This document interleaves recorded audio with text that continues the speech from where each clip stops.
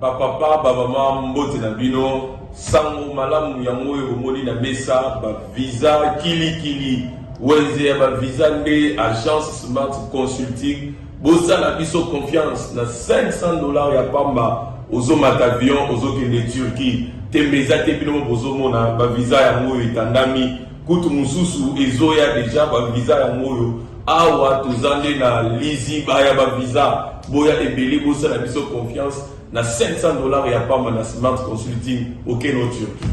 Bon, nous on va doute, pas douter. Awa na agence Smart Consulting, ils ont assurance, ils ont rapidité. Ozola na camarade, cousin, cousin, ils ont blague tes en d'autres côté, la réalité. Donc on a fait check doute le roi yo, check paiement bon on l'a rangé, on s'est retrouvé dans 2 semaines, on dit papier check vraiment agence Smart Cosmétique. Thomas, talandenge ba visa esi ekoye belé awa na agence de voyage Smart Consulting na $500 ya pamba. OK, na yo mboka papaya. Peuple congolais, mbote na bino, to leka ki déjà mala liboso, o eza deuxième fois to leka lisusu, ba visa yango yo, ya to eza ya Canada, la fois passée to leka ki za ki pour la Turquie. Les lots yango eza ya Canada, $500 ya pamba. Ozo voyager, ozo ke le Canada, tourna yo pe ezali. Les Canadiens Smart Consulting, nous en avons rempli Willery, $500 ya pamba au voyager.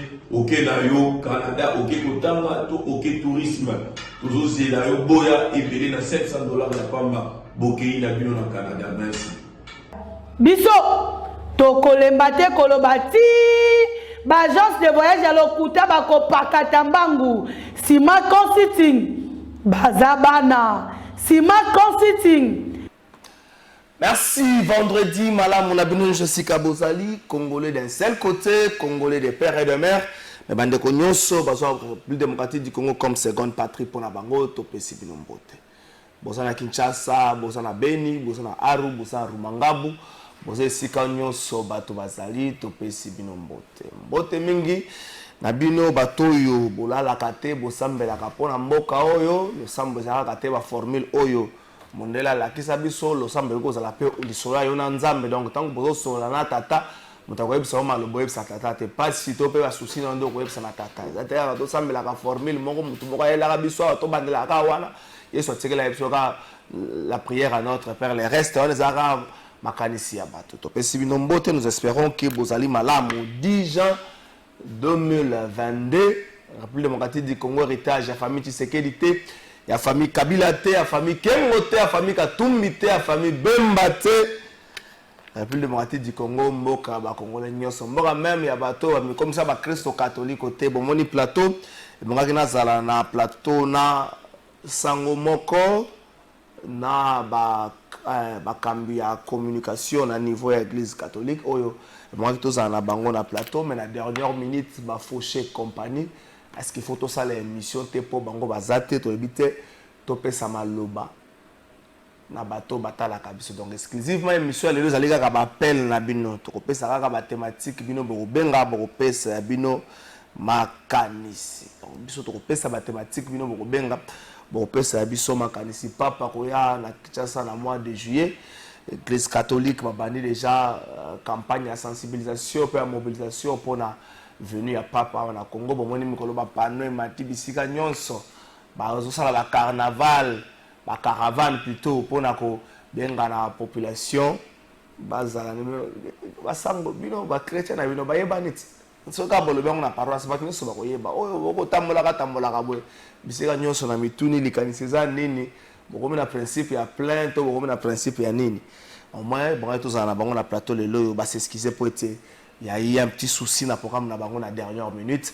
Nous espérons bien qu'au bango semaine oyo ezali koya na niveau assemblée nationale honorable na nous memba asali question orale moko avec débat adressé na ministre ya mine azali ko tunaye azana posa ya ba détail azana posa ya ba détail na likambo tali état des lieux de réserve additionnel ya tenke funguru me mining azana posa ya ba détail na likambo wana le couple royal belge na minute oyo bazali na Lubumbashi Après c'est l'album Bashi bakokende na Bukavu na Sud Kivu pour être basolana Dr Denis Mukwege suka ces jours là bango sokela na Bukavu lobi na Kinshasa parce qu'il na 1h B et puis bakendaki na ça na 24 ça qui place nsusu d'été na 24 ça qui wapi d'été na 24 ça on a ba image joana na Académie des Beaux-Arts merci et allez bazaki na Académie des Beaux-Arts bamoni ba image ba photo msusu etamboli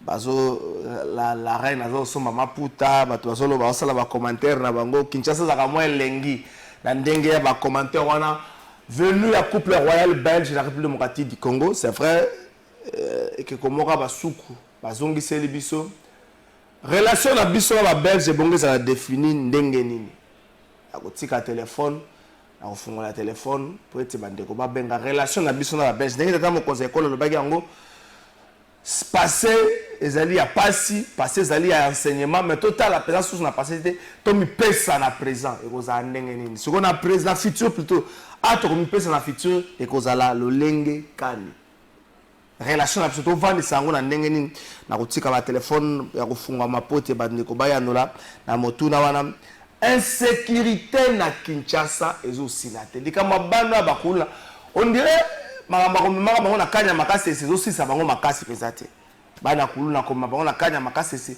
ezo changer penza eloko mingi pesate na bomo na bango to sala bango nini na mindo lokola bazo yoka pensate que faire pour na commettre fin na likambo na c'est vrai insécurité urbaine est aussi la raté que ça jamais éradiqué totalement mais au moins dose na ngwe ko kita to sala nini est-ce que la police échoue est-ce que bano nde bazo call sa stratégie makasi est-ce que le service de sécurité accomplissent parce que il y a un général dans la République démocratique du Congo à l'époque Zaïre Alobaka Soro Moni la ville moko ba service de sécurité bazo ko raté ko si ça likambo sécurité donc complice ça na kati na bango est-ce que tu as un principe pour ande to tambola lelo to ko meka biso na bino to réfléchir to yeba nini to ko kikolo nuisance sonore na Kinshasa makelele leki makasi Kinshasa makelele eleki makasi makelele wane ko sila lolenge kani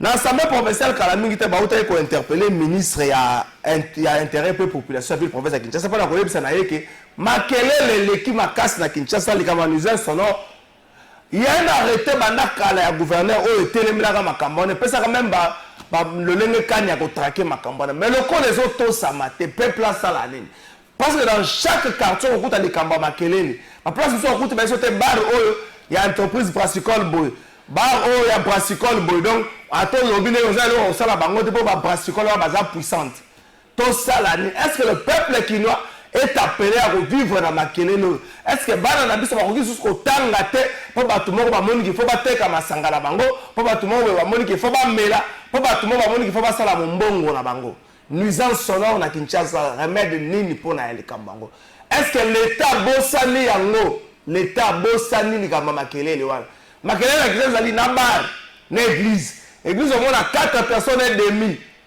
mais ba tellement bafle mule ba bimisa na porte 4 personnes et demi tala bafle nzamba poni yo salela azali ko ya makoleza na nzela mais ba ningo ba pembeni baza na posa ya makelele na binote baza na posa ko yoka mater na binote mais on le sort on met qu'on le bon bataille glisse on met qu'on le bango ba panzio sango yo ne démon les diables en personne moni bato wana wana bata ba science le roi science pona bango comme les kamba ba wana bata ba science tala yi azo pa makelele na église zo kango mabe bata ba science ndenge bozo mona zo le kana muta ba science l'état est-ce que lembi makambo wana est-ce que l'état na makambo mikemi ki azo kokate pona nini to kotike la bino téléphone boko pesa ya bino makanisi na likambo wana l'état congolais est-il impuissant face à la nuisance sonore na Kinshasa nuisance sonore ba église même si on veut tambola na moi ta page diurne et nocturne un peu suko les appels so tambola na moi ba makelele msusu koyoka na Kinshasa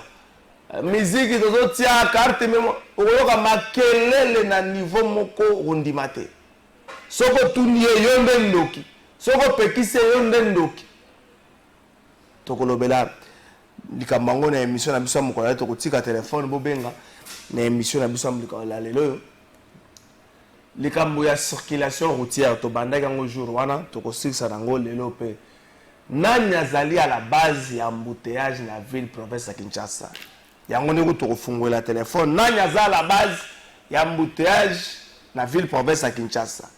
Est-ce que la police quand la police a bon service ya PSR na équipe aux allez commis na appui à PSR? Est-ce que officiel ne comprendre pas officiel? Est-ce que chauffeur bango moko donc usager anzela bango moko na kotika la bino téléphone bo benga po te bo pesa ya bino makalisi? Mais avant na fongola téléphone l'état qui bo recharger ba téléphone na bino bo benga biso na numéro ya 082 37 31 690 082 37 31 690 na autoké na régie total. Le résumé à ces jours na la province ya Kasai central, le ministre Tony Maba ministre ya PST la cadre ya itinérance akende côté kuna azoki ta ya kosola na ba union sur sous secteur na ye botala le résumé ya ces jours na Kananga. Dans la salle, le débat est ouvert sur fond d'applaudissements à l'honneur du chef de l'État Félix-Antoine Tshisekedi pour le succès que connaît son projet quinquennal phare, la gratuité de l'enseignement primaire dans le Grand Kasaï. Depuis 2019, quand le président Félix est arrivé au pouvoir, jusqu'aujourd'hui, est-ce que vous savez combien on a eu en termes d'amélioration des conditions socio-professionnelles des enseignants? Ne serait-ce que les salaires. Est-ce que vous ne pouvez pas dire aussi, monsieur le chef de l'État? Voilà pourquoi le ministre de l'EPST, le professeur Tony Mwaba Kazadi, veille au grain. Devant lui, aux côtés des délégués de la présidence de la République et de la primature, les députés nationaux, les partenaires éducatifs ainsi que les hauts responsables de l'EPST, chaque directeur provincial présente l'état de lieu de son entité, des actions menées, des difficultés rencontrées et des solutions envisagées pour les 10 provinces éducationnelles. Chaque délégué a aussi placé un mot, rappelant la responsabilité de ces animateurs locaux de l'EPST. L'avenir de notre nation passe par vous, d'autant plus que par la qualité de la formation des élèves, vous déterminez la qualité de citoyen que vous offrez à la République. Mais pour le ministre Tony Mwaba, le maître mot restait le même. Messieurs et dames, ça aurait été la première et la dernière itinérance. Après cette itinérance, on ne veut plus entendre des problèmes dans les provinces, régler les problèmes. Il n'y a pas de proverbe, allez dans une banque, allez vérifier, faites tout ce que vous pouvez faire pour régler les problèmes des enseignants. Le message est ainsi passé. C'est un temps nouveau et aujourd'hui, nous avons un ministre qui sait comprendre les choses. Et pour mieux le comprendre, il fallait descendre sur le terrain. Nous nous engageons et nous allons nous engager premièrement à renforcer les mesures pour la pérennisation et la consolidation de la gratuité dans notre province éducationnelle. Et deuxièmement, nous allons nous adonner vraiment à la lutte contre les antivaleurs sous toutes leurs formes. La prochaine étape sera la province du Maniema pour le même exercice de contrôle et de bilan. Bon, à l'EPST, il y a une série d'itinérance qu'on a lancée dans toutes les provinces éducationnelles pour s'enquérir un peu de la mise en œuvre effective de la gratuité de l'enseignement, palper du doigt également les difficultés que connaissent les enseignants et tous les autres cadres de notre système éducatif en province. Et aujourd'hui, après les grands Équateurs, les grands Bandundu, les grands Kivu, nous sommes dans les grands Kasaï et nous avons choisi les Kasaï centrales comme le point focal et où tous les cadres provinciaux se retrouvent au moment où nous parlons. Alors, c'est comme dans un village, on ne peut pas venir dans un village, commencer à se promener sans voir ou chercher le chef du village. Donc c'est comme ça que nous sommes là, avant de commencer nos activités, rendre les civilités au gouverneur de province. En ce qui concerne la gratuité de l'enseignement, effectivement, tout le monde sait que depuis que le chef de l'État a lancé cette grande réforme, et là, dans un premier temps patiné, parce qu'il y avait des acteurs qui ne voulaient pas de cette gratuité pour des raisons politiques. Aujourd'hui, la gratuité marche et elle se porte vraiment en bonne santé. Et ces itinérances nous permettent de continuer à suivre cette réforme, voir comment elle se tient, comment elle se comporte partout, essayer aussi de régler les effets induits de la gratuité et sans également sanctionner effectivement tous ceux qui aujourd'hui pensent qu'ils peuvent continuer à mettre à mal cette réforme. Mais aujourd'hui, je peux vous dire, sans crainte d'être contredit, que la gratuité marche parfaitement. Et nous travaillons juste pour les effets induits, pour la consolider et la pérenniser. Voilà.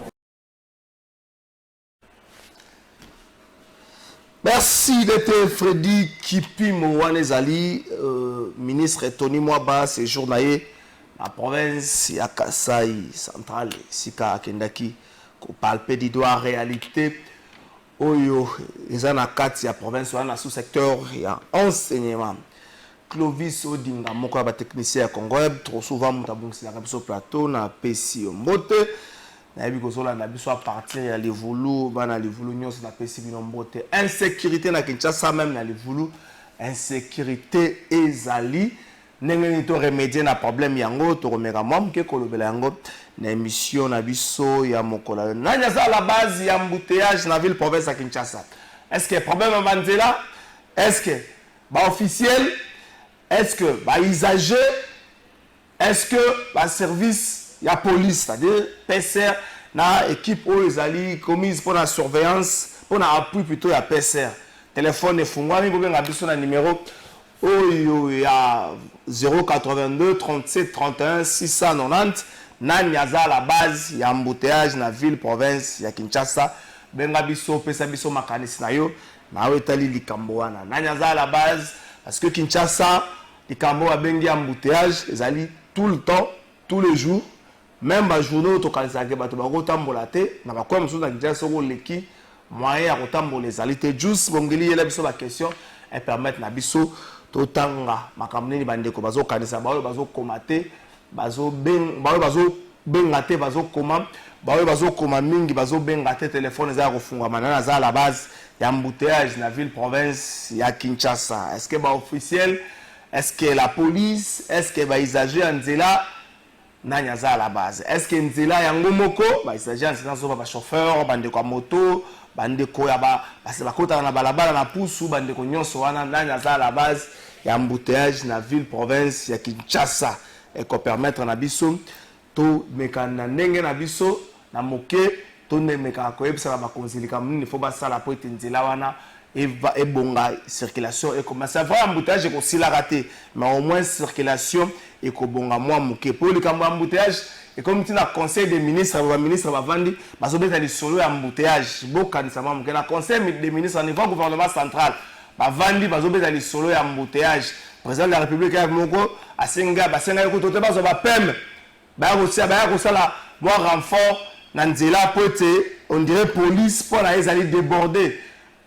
Nazaki na ba konzimoko ya PCR, ba ebisibi so ba lobby. Bon, bah tu vas se payer, là-bas ça pem, bah ko baxer, mais pem. Est-ce que vous retenir 2 jours? Surtout dans le bateau, ça va code de la route, vous retenir 2 jours. Pourtant, vous pouvez vous en avez explication, belé, peu de temps, vous avez explication, vous avez dit, mais vous avez la côte, vous avez violé le code de la route. Vous avez dit, vous appelez à Liboso. Allons, Ndeko, bonjour. Ndeko, diminuez le volume de la télévision, vous avez kabiso bien. Vous avez bien. Dîner volume de télévision là yo, c'est le côté. Merci. Oui, Ndeko pour la la base ya embouteillage na ville province de Kinshasa. Les gars, roulage à partir de Matadibala, ça les sika ba tio ni. Tout mon kuza wana. Dans la présentation qui vient les autres simba sika wana est-ce que bazo ba embouteillage ça ma siko accident papa kala faille. Kusuka wapi? Wana yo le bébé à niveau ya Matadi Kibala mais aujourd'hui Kinshasa mobimba malgré on va na Matadi Kibala motambo la rappel na Kinshasa aujourd'hui Kinshasa mobimba est-ce que to golo baka ke ba roulage parce que à la base embouteillage oui na ba chauffeur na ba roulage mais on a fait de la firme Matadi Kibala OK quand la président de circulation wana ata yo moko ki to mona ki de ki ta kala tout mon fait ça na cabine ya courant wana est-ce que on est pas normal. Merci Ndeko 4 ans permettre à biso to kapé bandeko mususu. Merci papa Kalafai. Merci. Kata permettre de tout rabande comme sous. Allô, bonjour Ndeko. Allô papa. Oui, bonjour maman. Bonjour papa. Pour na Kinshasa, na à la base de l'embouteillage. Mais dis-moi non, volume à télévision, maman. Dis-moi volume à télévision. Dis-moi volume à télévision pour toi, madame. Ok. Alors, pour na à la base de l'embouteillage. Et ça va roulage premièrement. Ami Balé. Et ça va chauffeur, on va avoir une compréhension. Ma place, nous sommes avec ça, on va avoir balukarate. Mon homme, on a qu'à baron, on va chauffeur, bazo, kota, bazo, baluka, bazo, balukana. Bazo, empêcher, la mission, pour pas les cas. Hein? Et ça, bien, c'est quand même, il faut respecter le code de la route. Bazo, respecter le code de la route. Ok. Merci, maman. Ok. Merci, maman. Pour la maman, ma chauffeur. Maman, quand on permet de toujours appeler Moussoussou. Allô, bonjour, Ndeko. Bonjour, tonton. Pour la Kinshasa, on a la base d'embouteillage. Papa, premièrement, nous avons fait un faute dans les policiers, on va télémarrer la barre. On a roulé, on a policier, mais on va la tout dans la barre. Baye bango nyonso kotonda na bare okoma ko chauffeur aye atelimo ko chauffeur aye atelimo bakosi bazana aotala na bango chauffeur peta mamona apesa bio déjà atasali manevre liboso na osalemi okomi ya nyongo na ye policier bele batondi na bare bakomisa bango na basusi. Merci Ndeko. Déjà on a appelé autosui 4 appels au total, au total déjà.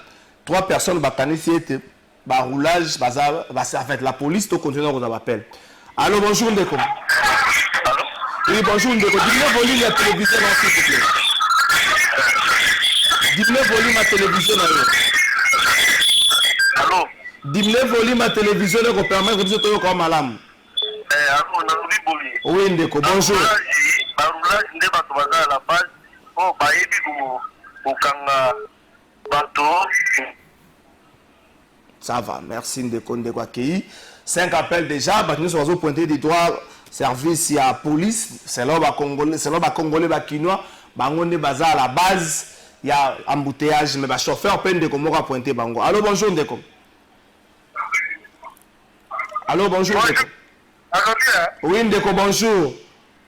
Bonjour, dans le Biboye. Oui. Dans le embouteillage dans zéla, premier point est là par roulage. Oui. Deuxième point est allé la police au général quand on voit qu'il y a un barakutu wana baujana wana.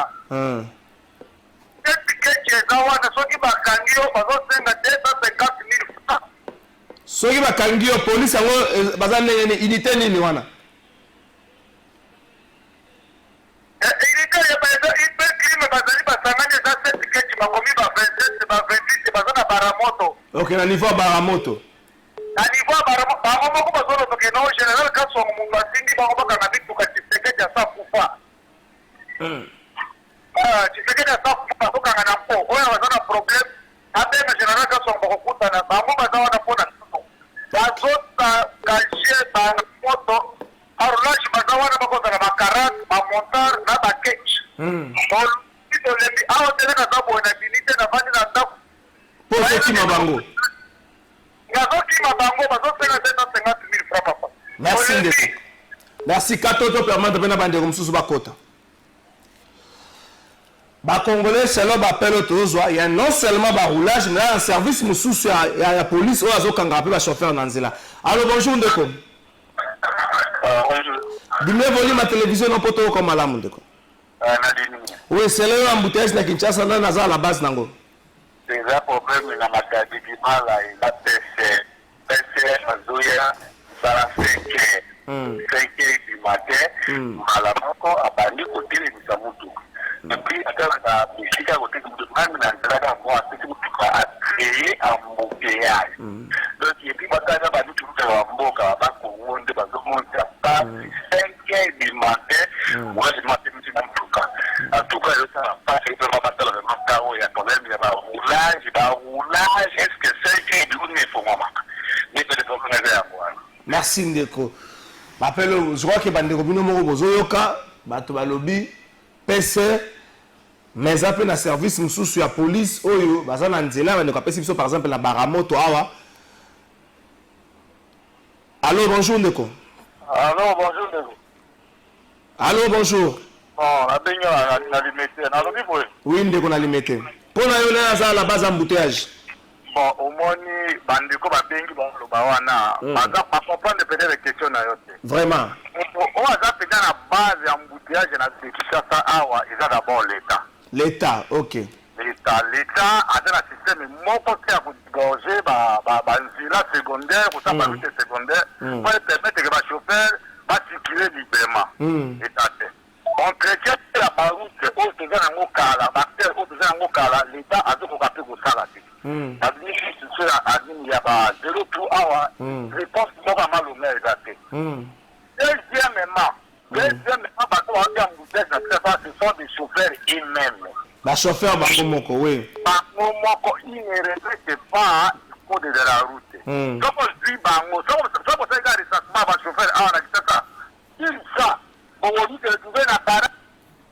Merci Ndeko, crédit salé, des fois, vous avez expliqué Makamoko, Malamu pour naïba nani baza à la base d'embouteillage, à l'objet de comprendre les questions.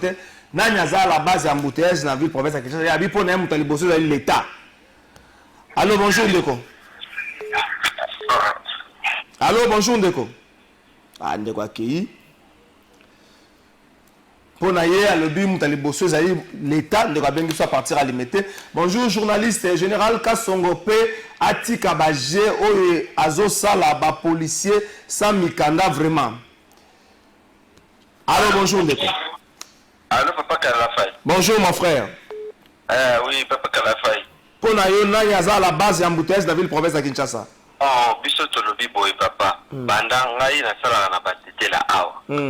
Ala banda batete la kaka Carrefour, ezali ya roulage awa na batete. Boulevard.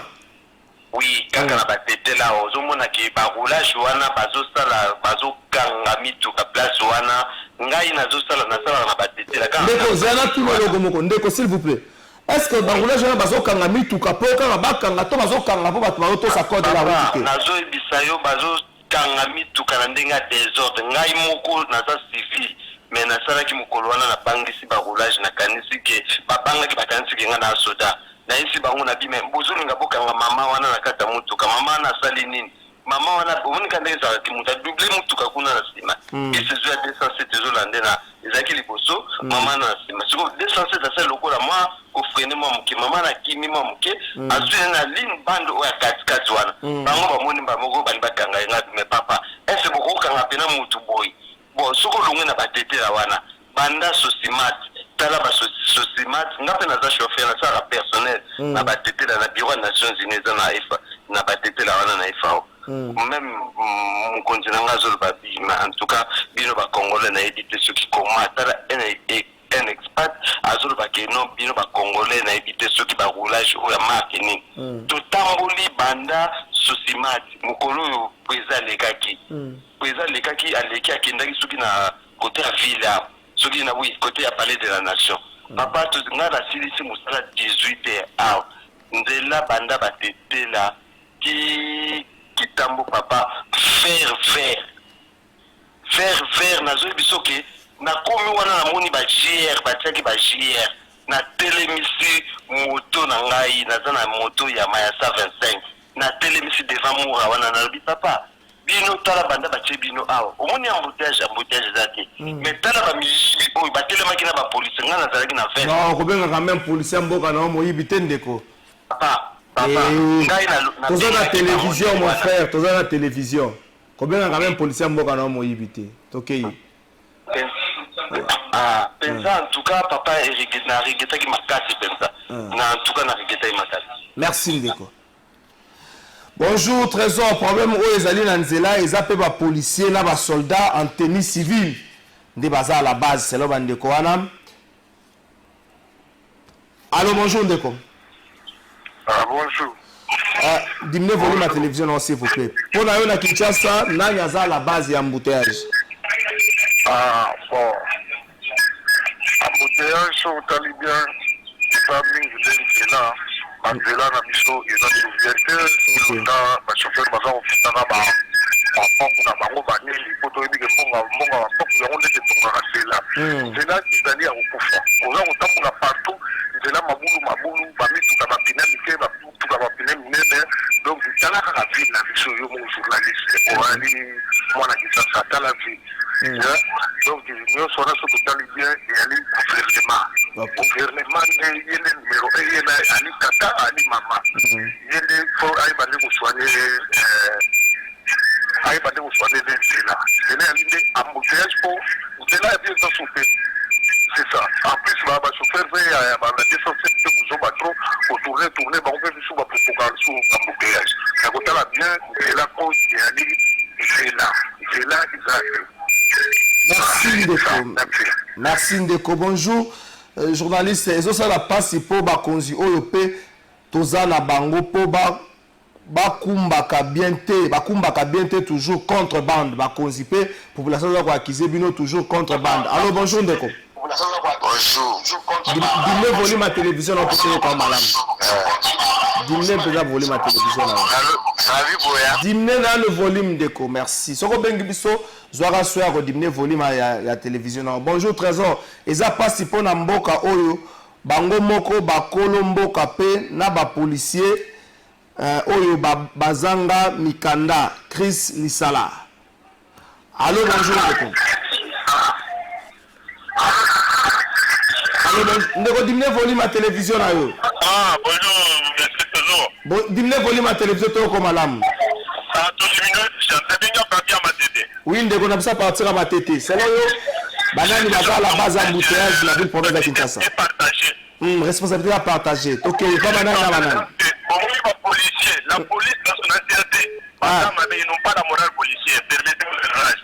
Okay. La immoralité. Les chauffeurs ils sont habitués à ce genre de choses. Mais pour y éradiquer ça, ils pas dans la police. Ok. Merci Ndeko.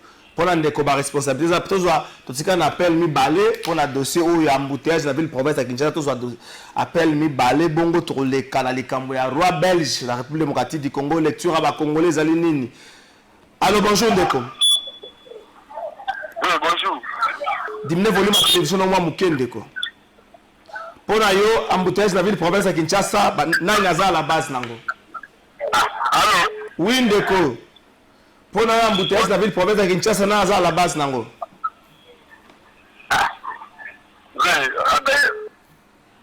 Ndeko à comprendre bisote je préfère que vous appelez Ndeko na WhatsApp bazonyo kwama. Allô bonjour Ndeko. Allô bonjour.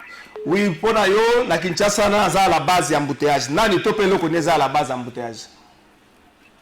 Bon ils gouvernement. Ouais Ndeko crédit ici il attend un message à Ndeko WhatsApp bonjour Ndeko c'est qu'il y a la base des embouteillages les roulages ils arrivent Ndeko bolimbisa mukena tanga message ils arrivent pas à bien régulariser la route. Ils interpellent les chauffeurs sur la chaussée, voire même 1 heure du temps de discussion. Le feu de signalisation sur nos voies délabrées. Il faut s'attendre à l'embouteillage des taxis motos sur tous ces phénomènes. Ah, Ndeko moto va pointer bino du doigt. Alors bonjour Ndeko. Allô bonjour. Oui bonjour Ndeko. Selon Yonaza la base d'embouteillage de la ville province de Kinshasa. Ndeko dimne volume à télévision na yo. Embouteillage na ville à Kinshasa ya liboso ezali baroulage. Baroulage. Ya mibale ezali bachauffeur bango moko. Bachauffeur. Ya misato ezali baujana o batie. Oui. Ya cadre bacréer soki bacivile na yebi te soki banani oyo batie na surtout na funa na fond ya funa wana pokasa batie bacivile bajeune moko baza enseigne civile bazokangaka bamoto soki aye mbalamo ata mokando oleka très bien aya foto contact ini forcelation wana place onomona mbuti esi kosala ma place wana ya kosakite donc 5e Ndeko akei. Je crois que c'est le tout dernier appel pour un dossier Oyo. ya embouteillage na ville province à Kinshasa to kufungola téléphone pour na makamsu dans un déco quand même insister mingi. Allô, bonjour Ndeko. Allô, Papa Trésor. Bonjour Ndeko. Bonjour, Papa Trésor. Pour na yo nini to pe nani aza la base ya embouteillage na ville province à Kinshasa. Vraiment, batu baza na base ya embouteillage dans nzela eza baroulage. Baroulage. Après baroulage, ezali batwa bon sprinter, Mercedes mon sprinter est remplacé 207. Vous autres battez, voilà, il y a 207. Il n'aime pas la désordre avec Kinshasa. Ok. Et puis Transco. Bakoma na ba système bakoya na ba arrêt. Batelemi na bango bakeli yo fufu. Bapala ba bango ba vanda ça. Transco pesa à la base, hein. Mais Transco n'est ministre ya transport wana, na ete so komo yenani. Ya national. Transco. Donc il n'est kuna la gare centrale, bota ndenge ba mama ba koli bazo nyoko na se amoyi. Ba Transco vanda la taxe 5. Ils ont pris des vendis wana. On spot ils ont besoin de la base à ceux qui contrôlent, mais ba papa na se amoyi. Ok. Ce n'est pas normal. Pour ma contribution à moi. Merci Ndeko, merci. Appel Morezo Kota na Rozango. Bonjour Papa Trésor, les a passé pour Namboka oyo ba konzipe bazar na faute pour basala kamakambu nanko penza. Bonjour Ndeko Trésor, pourquoi ministre pe bango bakolo sans cynique pe ezaka ka bango nanu bakonzi gelon ngoyo. Bonjour Trésor. Ba policier balingi kaka madesu ya bana yango nzela eza na trouble oyo. Bonjour Trésor, ba autorité bazalaka na comprendre ba biso ba lekaka biso na nzela si juste comment va malamu na comprendre le moko teza lingala mais ça la parole pour ça na appel moko ya WhatsApp appel à WhatsApp ezokota na pasi. Allô, bonjour. Allô. Oui, bonjour. Bonjour, joueur, bon nio. Malamu, pona yo banani baza la base embouteillage na ville province de Kinshasa. Batu baza la base embouteillage à Kinshasa ezali na premièrement ba route principale ezate. OK. Neti na itamo magasin ba route principale ezebele ba route secondaire wana. Faut créer ba route secondaire, ba route de secondaire na ba avenue wana pour embouteillage soit station makapati itambo. OK. Ba route secondaire ezebele wana faut créer ba route secondaire. Bien que ba route minene bozo sala, mais ba route secondaire belge atika wana pour habiter en eza problème. Hein? Embouteillage au créer embouteillage ndenge embouteillage ozanga déjà ta soma campagne wana. Maison mbungu. Batine ezebele ba route secondaire eza wana pour créer ba route mususu. Et va venir côté pour Maritambo. Merci. Merci Ndeko. Merci Ndeko. Appelle mon kaka na zele kota pona yamba. Appelle ngo kota na ngo sikoya pona yamba bana na changer thématique. Na changer thématique bande ko na WhatsApp bazo nyoko ma. Bande ko na WhatsApp bazo nyoko ma. Appelle mo zo kota pona changer thématique bonga na zo yango.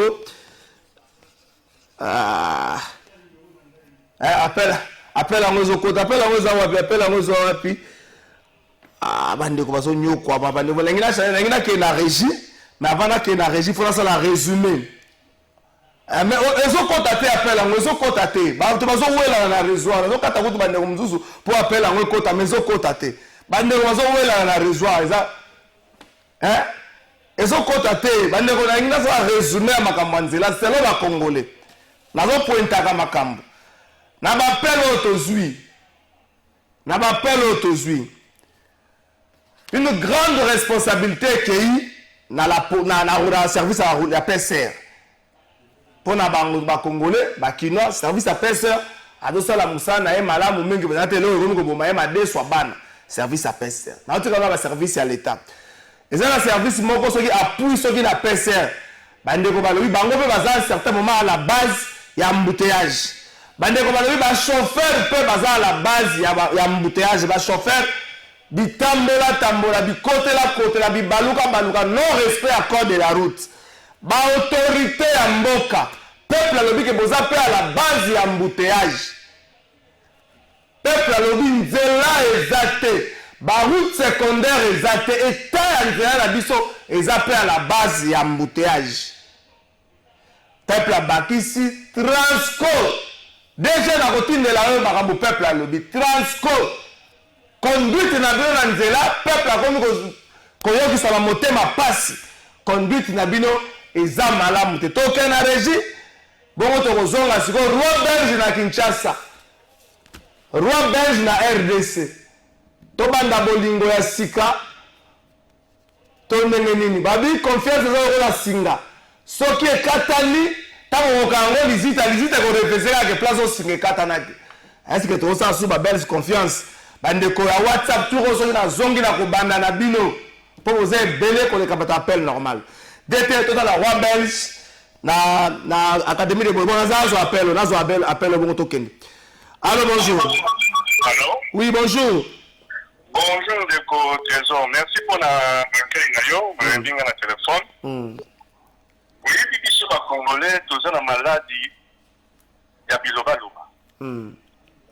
Quand vous avez posé la question, vous avez mesuré la façon dont nous, Congolais, nous raisonnons. Responsable, il y a par embouteillage la ville à Kinshasa à Moko. L'État congolais. Ok. L'État baza moins 5, beaucoup 6. L'État congolais est l'unique responsable de la situation de l'embouteillage de Kinshasa. Ce qu'on fait dans Mboka Bruxelles, Mboka Paris, Mboka New York, Batonga Kabalaba, Colonio Sotin, car c'est pas la Camille Touka. Cela veut dire, mon colonio soumis Touka et Pakistan Makanambo Kanabango. Car si l'État a été géré, timing d'union son période d'union son terrain. Vous avez dit qu'il y a à Bruxelles. Radio, et là, il faut être ça va, radio à Bruxelles. Donc, il y a un gars pour la bouteille de ces comiques, pour que c'est là pour. Combattant, on dit pour la police, à la sur la téléphone, mais il va se battre qui dans la bouteillage, mais il va se battre dans la société, va se battre secondaire. C'est l'État qui organise la société. Mais chez nous, c'est comme si l'État nous a laissé, nous citoyens, chacun s'organiser à sa manière, et à sa manière, chacun fait ce qu'il veut, et conséquence, nous sommes toujours dans la mytho pour tout le monde. Vraiment. L'État a la moussala naïe. L'État doit enregistrer Mitoukanyo, son abakolo na wona ba chauffeur na wona ba photo qui ça rempart qui ça. Donc il faut moussala, il y a l'État et ça les mal. L'État est en train de démissionner. Merci. Merci. Je crois que Boloki tata mokonzi ekolo nazo sangisa makamba kofunda tata na kofunda be mutu moko bima o funda kabiso lo baka nazo collecter ma information travail journaliste ça limité na collecte traitement diffusion publication et ça dépend de ce que mutu azo salela donc il a régi tout la roi belge na académie de beaux-arts bongo to zonga venu à roi belge na république démocratique du Congo to banda libanga sika to senga na ba pardon to mbongisa o eleki to ke la régie de Freddy Kipimo pesa biso élément.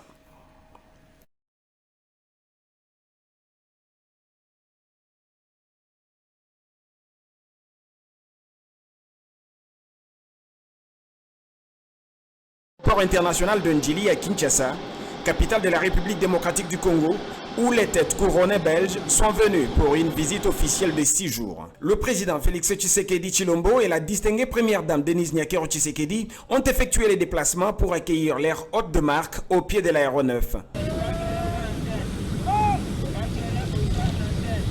Gerbe des fleurs en guise de bienvenue, exécution de des hymnes nationaux, le passage des troupes en revue par Sa Majesté le Roi et les honneurs par le gratin politique national présent. Un tableau qui peint l'existence des bonnes relations diplomatiques entre le Royaume de Belgique et la République démocratique du Congo. Il y a lieu de relever la présence remarquée de danseurs traditionnels qui ont brièvement agrémenté l'arrivée du couple régnant à Kinshasa. Durant leur séjour congolais, le roi et la reine de Belgique ont prévu, en plus de Kinshasa, de visiter Lubumbashi, dans la province du Haut-Katanga et Bukavu au sud Kivu. 7e souverain belge depuis le 21 juillet 2013, après l'abdication de son père, le roi Albert II, le roi Philippe II répond ainsi à l'invitation que le chef de l'État, Félix Tshisekedi Tshilombo, lui avait adressée lors de son voyage de 2019 en Belgique, au lendemain de son accession à la magistrature suprême. Ainsi, ce voyage marque-t-il un tournant décisif dans les relations entre les deux pays, car il revêt un caractère hautement symbolique et par les activités multiples et variées qui jalonnent son périple. Merci de tes fortes concentrations des activités au centre-ville. Pendant que les Congolais appellent à Souka Nazui, je vois que vous comprenez le lobby. L'État n'a pas makoki à ça. Nyoso to lobby awa nyoso bandeko ba lobby awa l'État ndaza à la base. Mais ndeko mo lobby forte concentration des activités dans la ville, dans la centre-ville.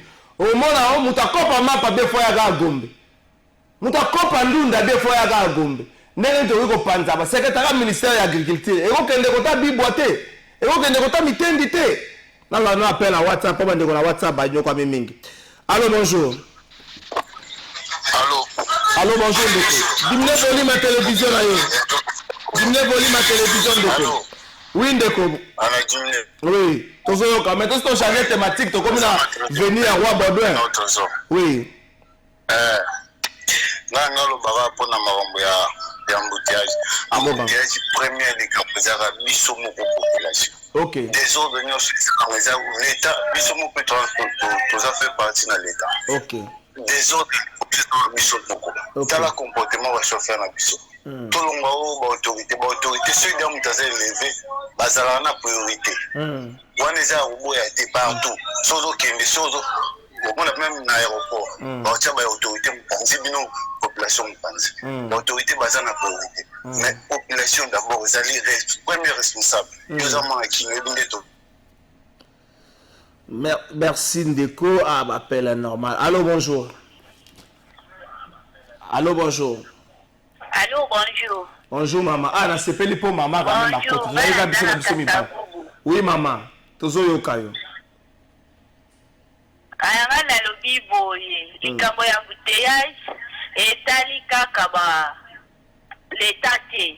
Bon, premièrement, responsabilité est pas l'État puisque azo bonisa bandela te. Bonanga désordre pas ba chauffeur. Ba chauffeur. Ba chauffeur bona nini? Bayebi ke place oyo ba tournaka mutuka te. Toko tourner mutuka oko bloquer baninga na yo. Tala nete na IEC. Façon tozo vivre na IEC impossible. Policier akokolo ba 1000 fois bazoyo kakaka te. Motakomi kawana na IEC a tourner mutuka, a bloquer baninga na yo.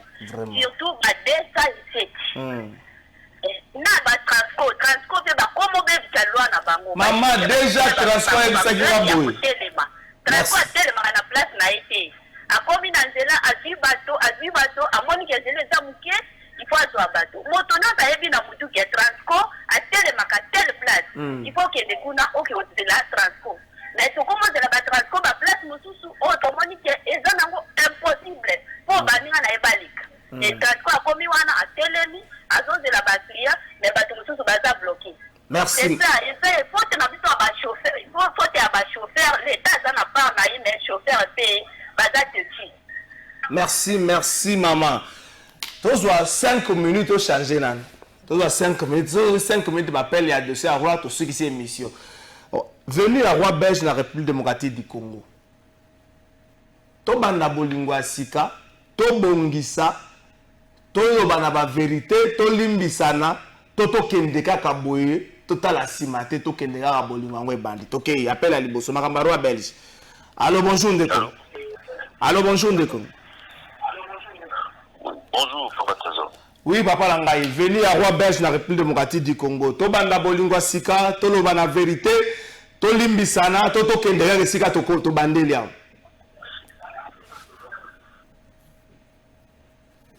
Ndeko akei Joël, question à Touro, il y a un venu à Roi Belge, dans la République démocratique du Congo, tu m'appelles. Allô? Oui. Venu à Roi Belge, dans la République démocratique du Congo. Tu vas dans Bolingwa Sika, tu limbisana, tu es des gars. Les alliés trop complexes. Car si chacun doit tirer la dividende na kati ya rapprochement au salami entre Belgique et Congo. Oyebi na ba niveau ya ba nation chaque nation soit capable de faire le comme en échange pour na ko avancer. Biso tozana eloko ko pesa ba belge pe bazala eloko ko pesa. Le roi belge a fait le premier pas. Donc on s'en a qu'il y a des années tata na ye oyo azalaki mpe roi ayaka na Kinshasa. Kasi mituna oyo ebimi lelo na Kinshasa ebimaka na ntango ye ayaka te. Ok. Cela démontre que lelo Congo tosali un pas na kati ya démocratie. Tosengi pardon. Basenga biso pardon. Ye asali a présenté ba regret na ye ya bonyo c'est le caca. C'était pas lobby bieto mwana na yakoya akoloba ete bolingisa biso. C'était pas toza kotonga. Ya mibale na sepeli na koya ya roi ya Belge parce que c'est pour la première fois depuis Tobandi Makambo na bandeko rwandais, un pays de l'Europe s'est prononcé clairement de la Belgique. Alors que Congo, il faut défendre le territoire naïe. Ça c'est la première fois. C'est ce que nous devons retenir nous Congolais. Et que Belgique a pembeni na biso pour la kosunga biso na sens wana pour défendre le territoire na biso. Ça c'est capital.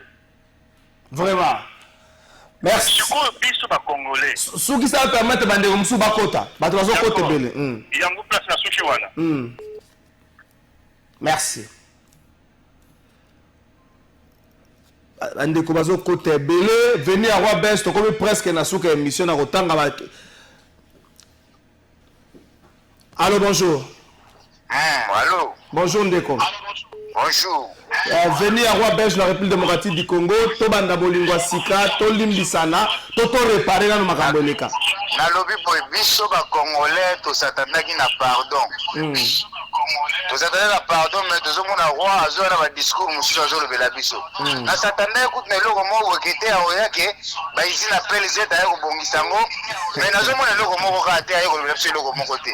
Pardon et bongisa makambo belé. Merci. On a le bâtiment comme ici, on appelle les autres, on a le Bogisango. N'habitez roi et au Salanine, vous avez la guerre à l'Est. Merci Ndeko, permettez de nous appeler Bandeko Moussissi. Merci Ndeko. Allô, bonjour Ndeko. Allô, bonjour. Allô, bonjour. Bonjour maman. Venez à Roi Belge, la République démocratique du Congo. Venir à roi Belge dans la République démocratique du Congo. Tobanda bolingwa sika, tolimbisa, to bongisa weleka. Papa ngana lobby kolimbisa leki nyoso. Et puis yendenge aza ayaki wana aza roi. Omoni roi koki ko se prosterner kaka boyete pardon, bo pardonner, mais soki a lobby aza na regret makasi. Et koki? Merci. Merci. Et koki? Et puis vaut mieux Belge ba ya kolia mbongo nini ba minere na biso ke ba Rwandais ba lia yango pe bazoboma biso soki bakoya kosunga biso na côté ya est pe bazozwa tandambu plus au moins ke Kagame muto azoboma biso pe azwa ka minere ba pesi ba accord azo respecter te vaut mieux tozala na ba Belge oyo bakoki kosunga pe merci ata bazwi ndambu biso pe ndenge za politique ya dona. Merci maman. Merci maman. Bonjour plateau de vérité. Donc Longola qui stati à Lumumba po et fisso roi Belge té. Ah wana comme kotanga ba question ba message à batou. Allô bonjour Ndeko. Ah ba ndeko WhatsApp bazonyo comme rappel à normal et belé. Allô bonjour Ndeko na kombe na souka. Allô bonjour Ndeko. Allô. Oui bonjour Ndeko. Bonjour. Oui venir à roi Belge la République démocratique du Congo pour na yo to retenir nini to banda bolingwa sika to limbisana to bosana le kato to réparer nanu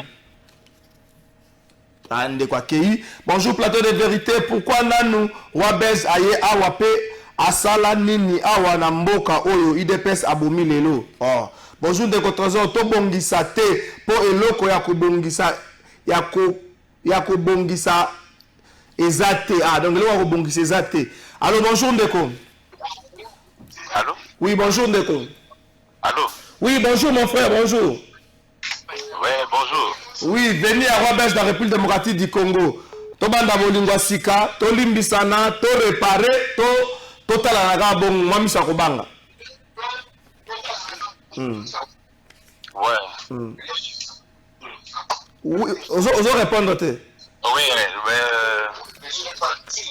bolingo bolingo sika na roi belge na ba belge na ba pepe o ya Belgique.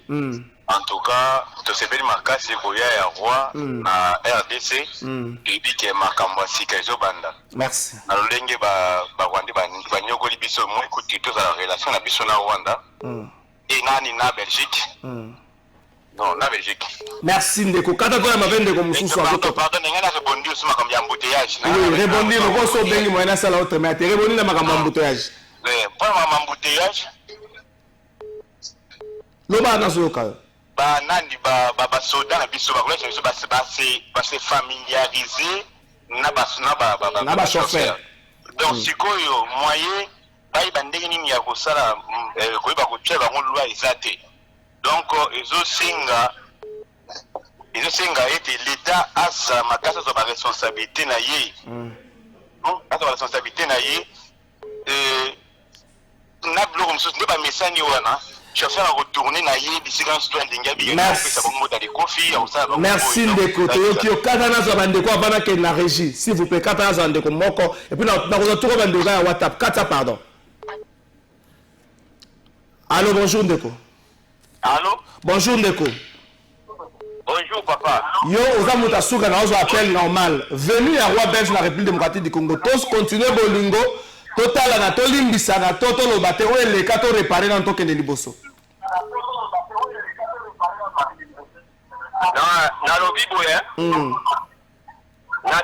Na tepeli po ndenge ayaki na ye. Yenda kedaki koyokana na ye ko balimbisana wana biso bakongole makamba kolimbisana eza te eloko ezopesa pasi eza nini ye alobaki ke azwa na mino oyo ya Lumumba alungoli pe stati ya Lumumba place wana po wapesha ya komona te eloko wana biso batetela tozolinga yango te mino oyo ya Lumumba azongisa yango to akomona te mino ya pamba ya azoya soki kolia fufu soki kosala nini awa na Congo. Merci Ndeko wana zoka mongongo lokola kulutu na nga Joseph Olenga ko imeza yete bandeko na WhatsApp plus de 60 appels moyens ya babino ezate.